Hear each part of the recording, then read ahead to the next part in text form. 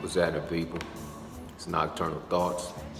Just wanted to do a real quick video on the situation that happened with Claressa Shields and Ivana Habazin.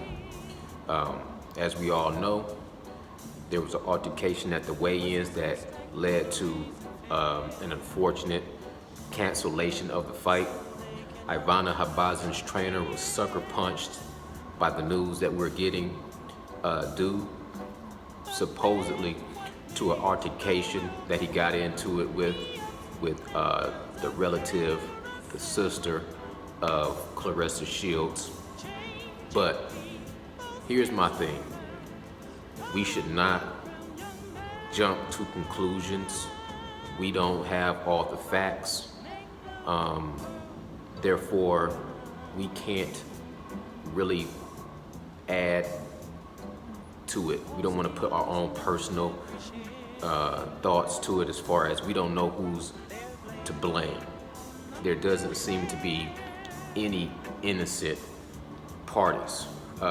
It was definitely a sore black eye in an unfortunate situation for boxing, specifically female boxing. But we can't jump to conclusions. We don't know who to blame. I don't want to fault Claressa Shields whatsoever.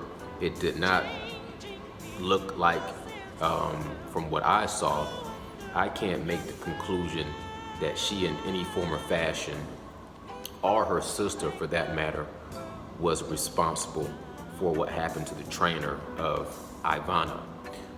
It could have been a spectator that just didn't like what he was hearing coming from the trainer's argument, because from what I could see, I could only hear more clearly what he was saying.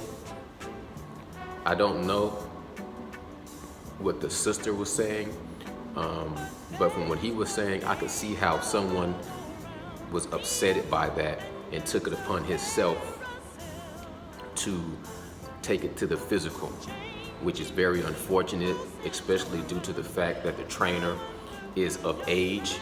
But I can understand with the way he was talking, violence begets violence. Let us be more let us start to be more cognizant, more cautionary with the way we handle our business. That was very unprofessional across the board.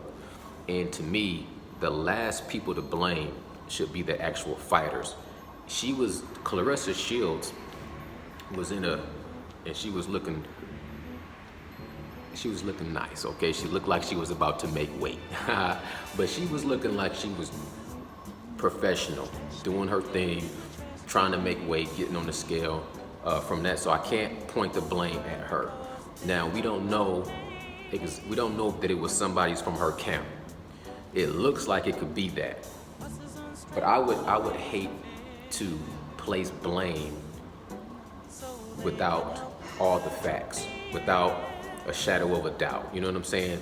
You have to do the research and then proper investigate to find out exactly what happened, exactly who's to blame. Because without that, we don't know exactly who's to blame. And it's boxing. You have to expect some level of violence. It's not the first time we've seen situations, happen on the stage, on the big stage, under the bright lights. Deontay Wilder and Tyson Fury, there was a lot of situations where there was a lot of pushing and shoving involved. I could go on and on if you want to name different weigh-ins or different press conferences that led to a lot of melee and pandemonium. Let us not forget even after the Conor McGregor fight with Habib, after he choked out Conor McGregor, he jumped over the octagon cage, jumped into the audience. Then there was pandemonium in the ring. This was post-fight. You know what I'm saying? So you had all kind of altercations, pre-fight, post-fight, with a lot of friction, a lot of violence. It's a fight. Everybody is on 10. Everybody is very sensitive to violence. So this is not going to be the last time something like this happens. It's unfortunate that the trainer took that type of a sucker punch at that, being that he's older. I'm hearing that he's recovering, which is a good thing. I will salute that, but I would also like to caution him with his conduct in the future as well.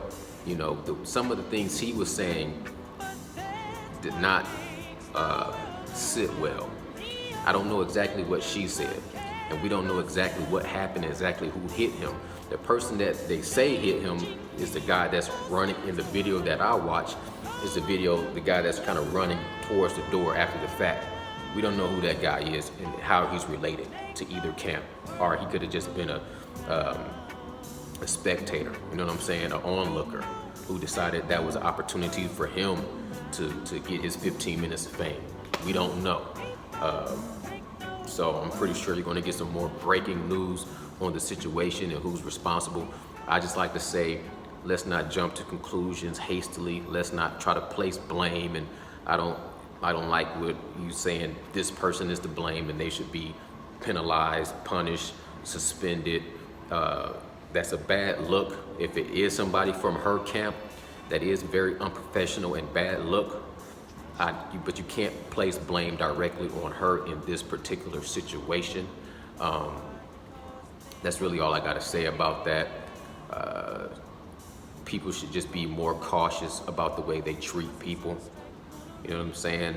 Nowadays, everybody gets very, very, very reckless, and the only people that suffer are the fans. The only people that suffer are the boxers that put their hard work and dedication into the sport. And now, basically, you have a cancellation right before a big fight where nobody wins. Nobody wins. Everybody loses in this situation. So let us be more mindful of our conduct. Let us be more mindful of the way we treat each other. And when it comes to these big events, let's try to keep that personal, you know what I'm saying, personal feelings out of the way and stay professional. This is Nocturnal Thoughts. Proper salute to the real, death to the fake. Can't hear you. Peace out.